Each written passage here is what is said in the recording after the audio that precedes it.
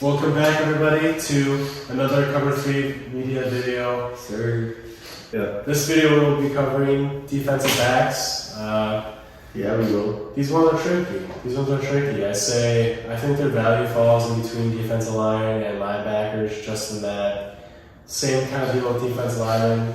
There's a few good ones, and they're few and far between.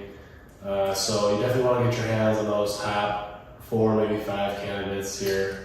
They're kind of similar to tight ends, where if you have one of the elite ones, they're a positional advantage. You know, there's a strategical advantage to having one of the better ones. Again, so there's some that have the linebacker tag. Look for the linebacker back tag, because that means you are guaranteed to be getting tackles. And that is the biggest thing. Definitely a few of the top ones here that we have that tag, and that is for a reason. You definitely want to have that tag where you can put them at either position, because you never know what's going to happen.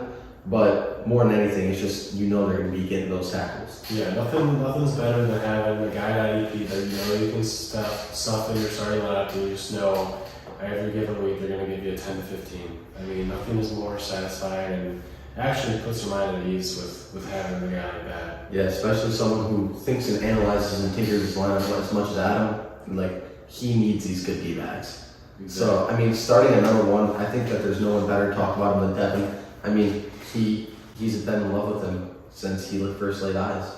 Yeah, Darwin James is an absolute fucking beast. I really think like a couple of these top 4 guys, they should literally listen to linebacker too, because they literally play that for their teams. Most time, Darwin James, he did have an injury, a little concern that I got me a little lower on him than I wanted to be. But when he plays, he's an absolute fucking beast. He's the best safety in football. It's not even close. Well, maybe a little closer than you think, but I think he's far and beyond the best safety still. I'm easily taking him first out of DBs. He's literally like having Travis Kelce, like Chris up the tight ends. Darwin James just a beast. I need to get him back on my fantasy team, but somebody values him a little too high in our league, so different starter. Definitely. And I mean, if you want to go to number, yeah. if you want to go to number 2 to talk about, the linebacker DB thing you were saying before. Yeah, definitely. I mean, Jeremy Chen from Carolina, again, he's one of those that you're guaranteed to be getting points from. At the end of the day, it is just putting the points in the bucket at the end of the day. But it's more than that with Jeremy Chen. I mean, he is an absolute advantage on the football field, and that translates very well when you do this IDP format in your leagues to your league. He's a strategical advantage. He's kind of similar to a tight end that's going to be getting a ton of receptions. Think about that. Some like a Darren Waller, last year he was just getting targeted. Well, Carolina, they're not good offensively. Their defense is going to be on the field often. And this guy is going to be set up in position strategically on purpose to be making the most tackles on that team. So with that said, he is going to be one of, if not the most valuable guy out there. Yeah, the next 2 guys we got on our list, in order, Buda Baker and Jamal Adams. I think these 2 guys, similar age, they've been neck and neck every season, within rankings. Consistent players, yeah. We have Buda Baker ranked at number 3. I personally would rank Jamal Adams above Buda Baker, just because Jamal Adams has a sack upside. Buda Baker definitely racks the tackles. He's better than Jamal Adams in coverage, so you can definitely appreciate more of those points. But I think if Seattle gets their heads on straight and they start using Jamal Adams like they should, definitely sending them to the quarterback more often, he will be scoring more points. Now, if that doesn't happen, it might be Buda Baker taking the lead here, but I think Jamal Adams definitely is a little bit underrated on his coverage. I've seen a lot of breakdown videos, and Jamal Adams definitely isn't as bad as they chalk him up to be. So I think he can still produce, as a deep safety, but when he's coming up in that linebacker position, when he's coming after the quarterback, he's a pretty scary guy. So yeah. He could easily be number 1 if he's that guy this season. So yeah, and I mean, this next guy I'm just kind of ecstatic about. He's the best prospect coming in a long time at this position, and he was drafted pretty highly for a reason. And that's Kyle Hamilton from Baltimore.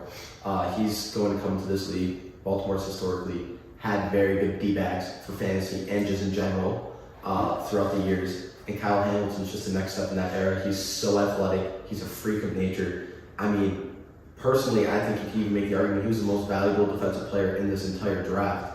he could be argued as one of the most valuable players in the entire draft. Personally, I took him as the first defensive player in our rookie draft that was taken on the board because I find that D-back, that strategic advantage, to be very important. So he's definitely a beast. He's going to go off, and watch out for Kyle Hamilton. Yeah, moving next, we got Antoine Winfield, another youngster on Tampa Bay. His dad is a very good player. He really proved this year that he's going to get those tackles. I was a little unsure about that. He's going to be more of a coverage guy. But he's proven it. I love his upside. He's young. He seems like he's got what it takes, and he's not afraid of the moment. I remember in the Super Bowl against the Chiefs when he got a little cocky with Tyreek Hill. I like that. You want to have a safety that's cocky, you do, because the cocky ones honestly are pretty damn good. Listen, So Antoine Winfield. Confidence. No, I love Winfield. Yeah. I love it. Yeah, next on our list is Mika Fitzpatrick. I mean, this guy's been a very good safety for the Steelers. You know, it hasn't quite translated to fantasy in his early years as much as it did last year. Mm-hmm. I know when we first started at IDP in our league, and I was asking Evan for some advice. We actually kind of transitioned to an IDP, and we were able to keep like one or two guys from our special teams defensive team. I asked Evan about Mika because I knew just by analyzing that the D-backs were kind of sparse. And Evan told me, he's like, you know, he's a great safety, but sometimes the fantasy just doesn't quite translate. Mm-hmm. Now last year it did translate, and that's very exciting to see out of a guy like Mika. I think if he can continue that, he's definitely a great fantasy dynasty option. I mean, that's probably why we have him at that DB7, is that we just haven't seen that consistency year to year. Well, I think part of it too is we've been trial and erroring different types of scoring methods, and he's definitely one of those players where you're like, he's one of the best on the field. He makes some of the biggest impacts, and we needed to find a way to incorporate him. So that's where we adjusted the passes deflected, and we found that perfect balance now. Yeah. So he's definitely one that's very affected by that. I mean, alone from ranking some, people like argue him or Darwin. It's the best thing I've heard. So he definitely deserves it. And he's had a similar kind of style in terms of fantasy career, not necessarily playing career, as Tyrann Mathieu, where it never translated, and then last season it really started to. Mm-hmm. So I think defensive schemes as well are just changing, and they're kind of moving towards more, actually getting them numbers that are going to translate to fantasy football. Yeah, it just comes down if he gets attacked, this will be fine, but he's got to do that consistently. Correct. Right. So next on the board we got Jesse Bates from Cincinnati.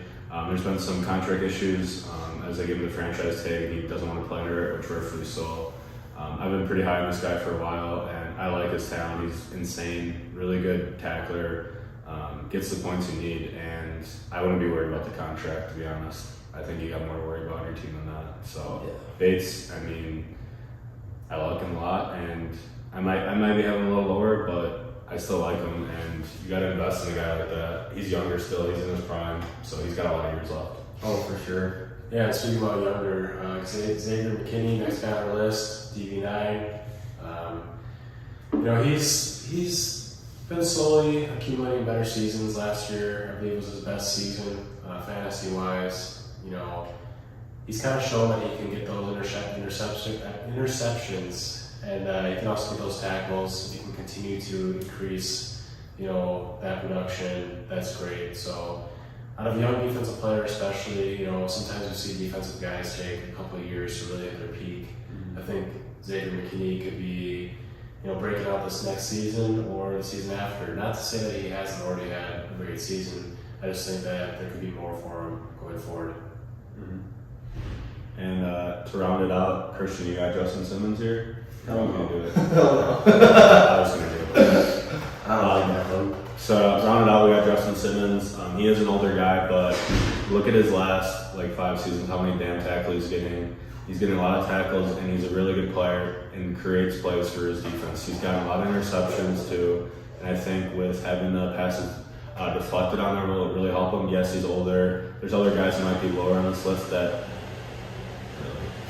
I would take over him. There's definitely young guys that probably you maybe want to look into more over him, but if you're looking at a steady DB that should be getting you basically 8 to 10 points every week, it is Simmons.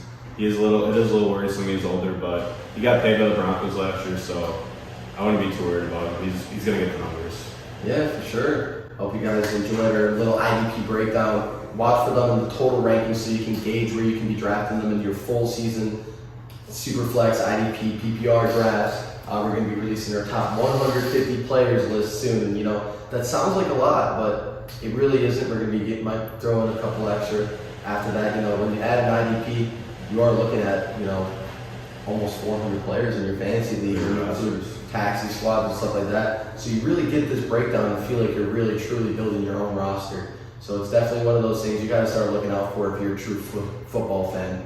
So I hope you guys like it. Like, subscribe, follow, comment if you guys got any questions. We'll give you in-depth breakdown of anything you want. If you're looking out for those videos, and Comes to Media out.